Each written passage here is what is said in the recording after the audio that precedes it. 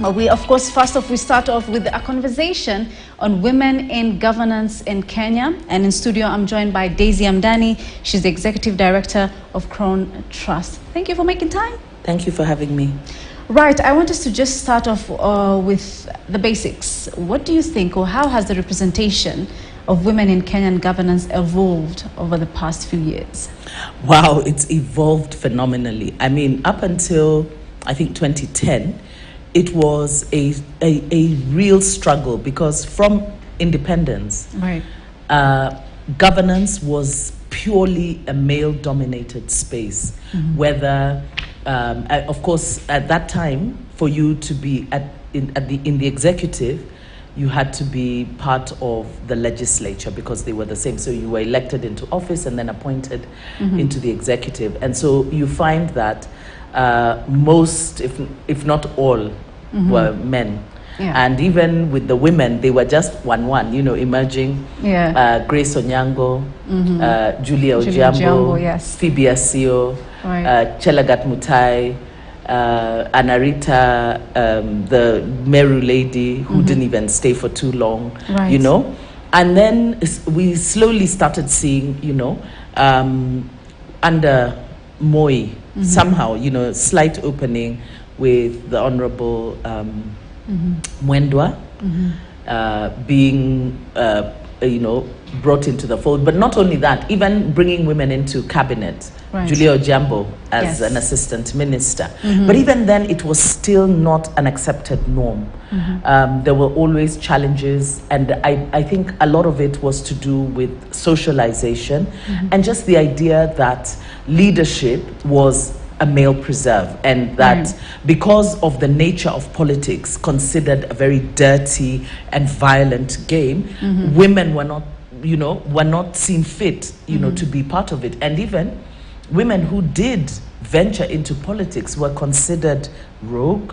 Right. You know, they were considered somehow wayward women. And so it wasn't an honorable thing for a woman to be a leader. But we've come a long way. Right. Because with the advent or with the promulgation of the 2010 Constitution, and even in the run-up to the 2010 Constitution, the civic education, the civic awareness, and civic education that was done to help people understand that governance is about our lives. Right. You know, politics is not just about people being on some stage entertaining us, but these are people who make very, very serious decisions that affect our day-to-day lives and our livelihoods. Mpaka kwa nyumbani. And so it's important that all voices be on that table. And so that's the genesis of the inclusion that the 2010 Constitution has woven into its architecture. We've just celebrated 10 years of devolution. And people are celebrating devolution because they're saying devolution has actually brought things, despite the challenges, it's brought a lot of development and change to places that would never have known it had we remained in a centralized system. Right. Remember, there were places in Kenya. I mean, Kenya actually had made a policy decision not to invest in far-flung areas that had at that time not been invested in by the colonial government. Right. And so Nairobi is where everything was happening. So even those, there are areas that considered themselves Kenya B. There was Kenya A, which was now Nairobi, its environs, you know, the areas that wamepata maendeleo. But the rest, they didn't feel that they were part of Kenya. And so with devolution, with power, real power, you know, executive authority to make decisions, not waiting for planning, budgeting, you know, money being sent from the national government. Yani, people are planning for you, and some of them have never even been to where you are. Right. So the same also was the inclusion principle is about bringing in voices that were not on the table, because decisions are being made for women.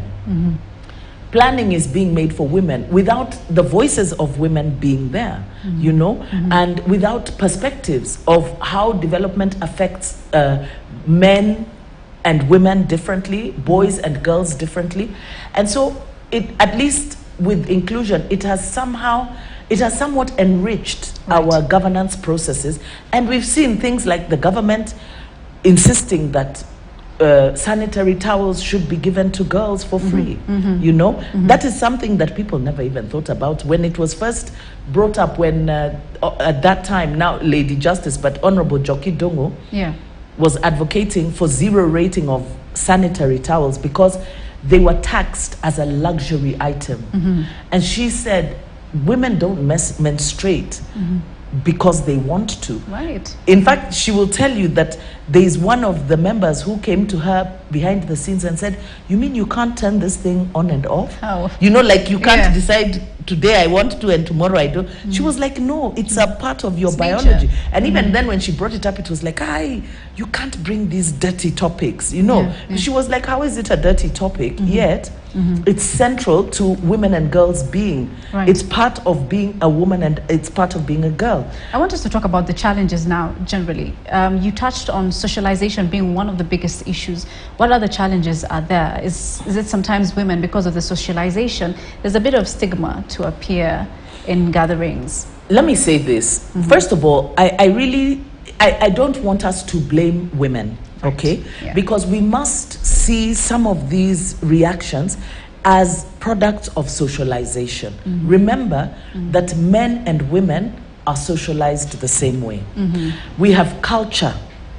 I don't know where you come from. Right. But let me tell you about some cultures in the northern part of Kenya where it is still difficult.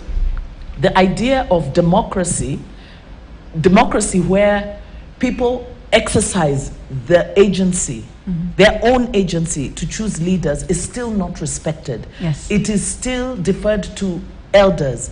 And so elders come together and they decide who will take the governor's seat.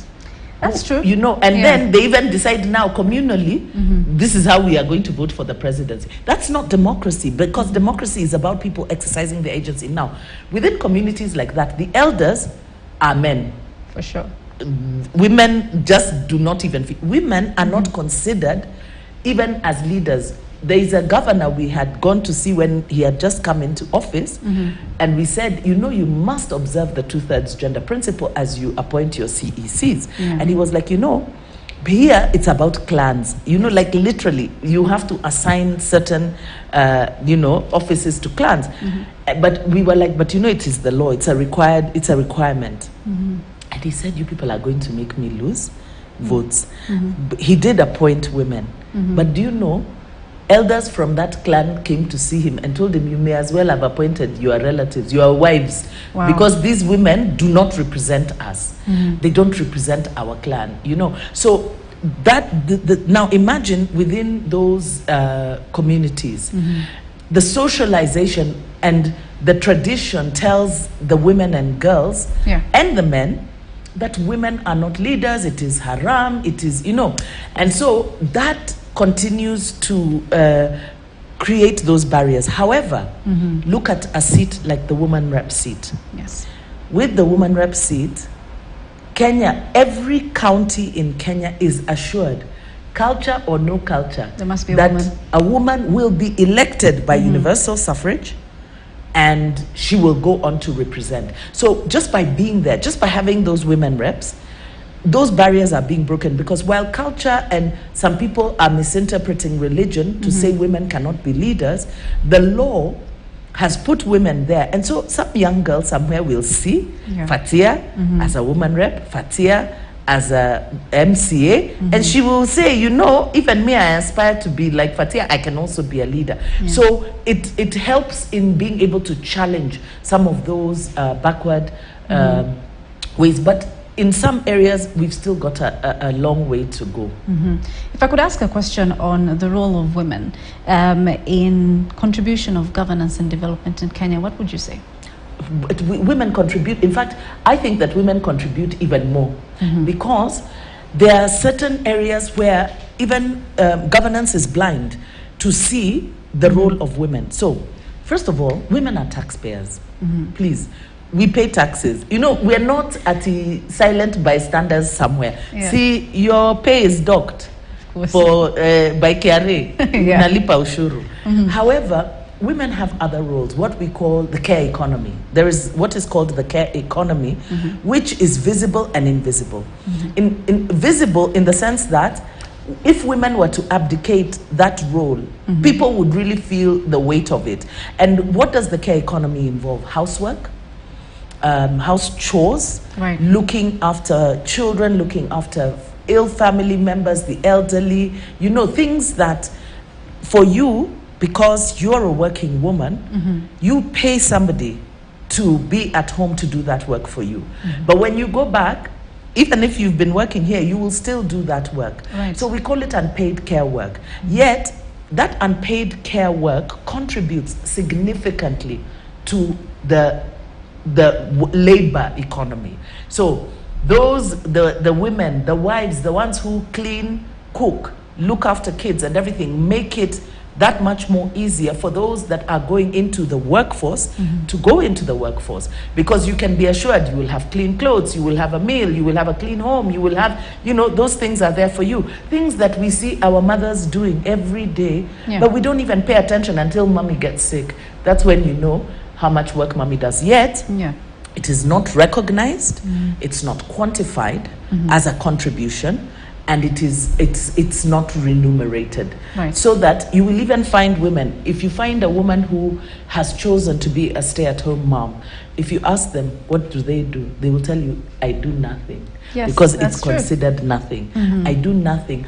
I'm just a stay-at-home mom. Yet, looking after children, being at home, doing housework and everything is work, because the minute that woman is not in the home to do it, she has to employ somebody and pay somebody to do it. It is work. But for her, she is not paid to do that work. And there is so much more. So women they complement. You know, we play a very complementary role. Plus, we have women in the workforce as well. In fact, because in this day and age, with the way our economies are, most households where you have both the father and mother, you have two incomes. But you will find when the when the woman goes back home, she goes on to do other things. You know, she'll go in, she'll cook, she'll clean, but the man will be tired. He'll put up his feet. I mean, don't you think sometimes that's how the culture has really just... Yes, but let me ask you, because you know that culture says, you know, because if you get men who come and will help with the chores in the house, they'll say, uyo jamaa amekaliwa. That's true. Because it's like men are not supposed to do that. Yet, they will do it for pay. You will find men, chefs, they cook. You know, there's no difference between cooking in the hotel and cooking at home. It's cooking. It's cooking. You will find them dishwashers. In fact, in most kitchens, in most professional kitchens, you find more men than women, right? And that same man will be like, I can't cook in the home. You know, they will do washing. Some people employ houseboys, you know, and he will do the cooking, the cleaning, the washing. Akifika nyumbani atasema, I can't, that's my wife's job. So you see, it's also a mentality issue. Perception. It is about perceptions. That certain needs, I mean, like for me, I keep saying, my son knows how to cook. I believe cooking is a life skill. You need to know how to cook. You need, it's a life skill. It's like driving, it's like swimming. Those are life skills, you know. You talked about how sometimes even stay-at-home moms, when they're asked, what are you doing, they say, I do nothing. Do you think there's a lack of awareness? There is a lack of awareness, but it's a cultural thing. It's the same thing as if you go now, in most cases, in the grassroots, upcountry, somebody comes to the homestead and finds it's the women and the children that are there. Hodi, ha, you mean hakuna watu hapa? Hakuna watu, ni sisi tu. So, si watu. You know, there's in from where my dad was from, the Baringo, women and children are called children. How are the children? When you are asked how are the children, that includes the wife. Yes, that includes the wife. So you see, you must understand, children have no sense of agency. So when you are captured into that frame, sisi si watu, there is nobody here, it's only us. it takes away your agency. Yeah. So children can't make decisions because even by law, you can't engage in a contract, you can't vote, you can't drive, you can't. So you're not considered as having capacity to consent. So what does that say when we put women with children together and say ni watoto, si watu? You take away their sense of agency. Right. So then it's like in Britain, when the women were fighting for the right to vote, they were being denied the right to vote because the men felt these women can't make political decisions. They can't think through these things. Now, even though in Kenya we've never had a situation where women have not been allowed to vote, because when the natives got the right to vote, it was a right that was guaranteed to everybody. But women have been denied the right to leadership because they're emotional, you know, they fly off the handle, you know, those kind of things. Yeah. This is what they say, they're not stable, you know. So when you see a male leader crying about, oh look, he's touched, he's so emotional.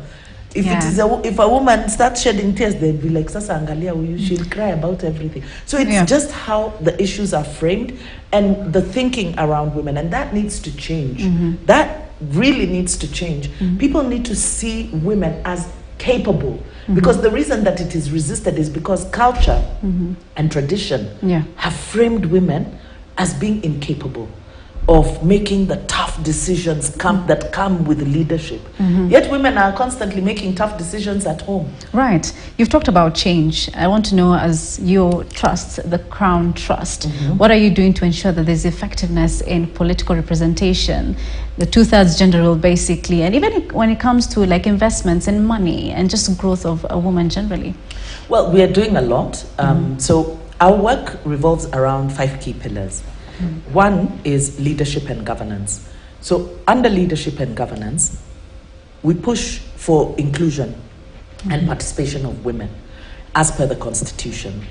But we also do a lot of civic awareness within communities and also look for male champions, because the way tradition and society has framed issue, the voices of men are more validated. So if men can validate women in leadership, it is more accepted, right? So we do have male champions that we work with to reach out to communities, to encourage more women's participation in governance. And even when we look at leadership and governance, it's not just at political level, although you see political level sets the tempo, where the politics, because politics, it gives us the perception where we see women are accepted and involved at the highest level, it's more accepted even at the lower levels.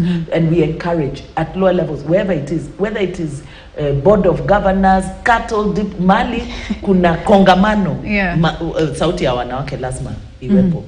So we do that.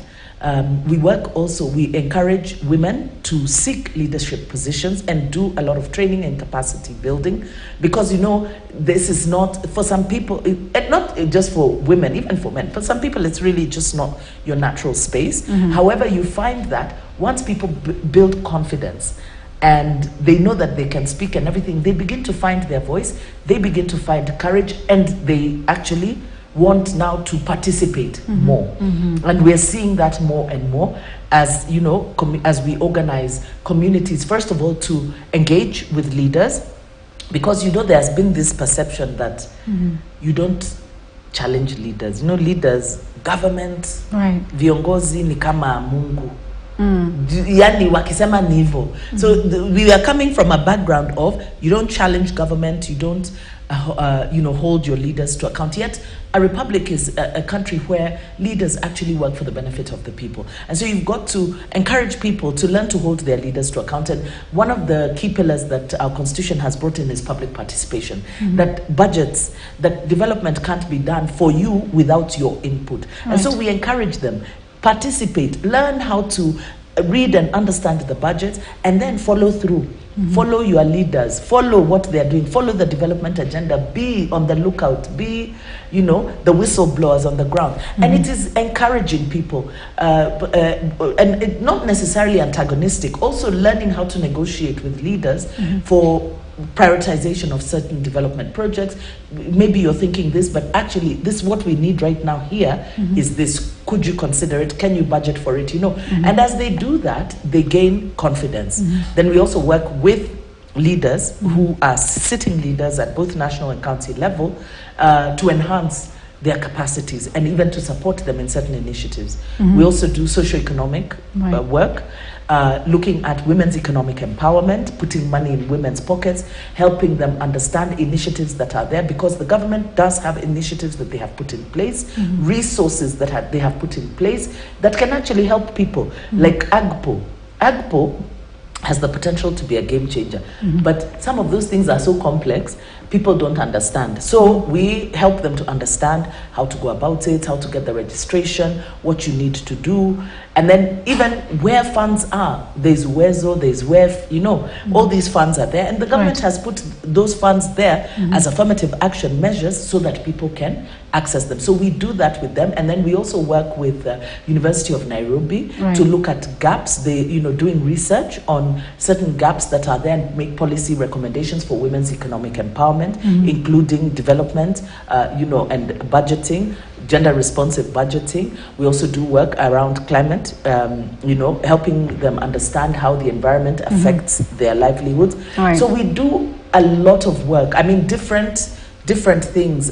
We have networking and alliance building where we bring people together. We'll come back to that conversation in a